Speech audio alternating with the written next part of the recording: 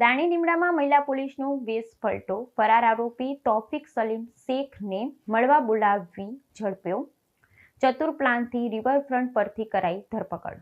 દાણી લીમડામાં 15/6 એક ગુનો નોંધાયો હતો કે જેમાં બીએનએસની ધારા 118(1), 135 જીપીએફની કલમ અને અન્ય કલમો ઉમેરી અને જે ભોગ બનનાર હતો એના સાથે જે મારામારીનો બનાવ થયો હતો એને કારણે ગુનો નોંધ્યો।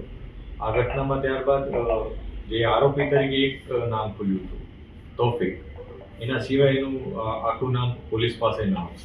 આ ઉપરાંત અન્ય જે બે ઇસમો હતા જે આમાં બનાવમાં સામેલ હતા એના પણ નામ ભોગ બનનારને ખબર ન હતી।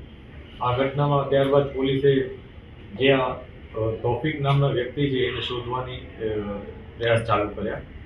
શરૂઆતમાં અમે અમારા ઈ-વિકો જે અમારું પોર્ટલ છે, એપ્લિકેશન જે આખી એમાં અને સોશિયલ મીડિયા એમાં તૌફિક નામનું જે વ્યક્તિ છે એને સર્ચ કર્યો અને કેટલાક શોર્ટલિસ્ટ કરી અને ભોગ બનનારને અલગ અલગ જે ફોટોગ્રાફ્સ હતા એ બતાવ્યા।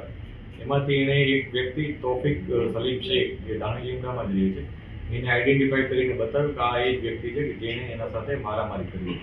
આ બનાવને અનુસંધાને પોલીસે આજે તૌફિક છે એનો સંપર્ક કરવાનો પ્રયાસ કર્યો, પણ કોઈ હિસાબથી એનો કોન્ટેક્ટ કોઈ પણ રીતના થતો ન હતો। અમારા જે ઇન્ફોર્મર્સ હોય છે એનો પણ અમે કોન્ટેક્ટ કર્યો હતો, એના થ્રુ પણ કોઈ એવી સ્પષ્ટ માહિતી મળી ન હતી।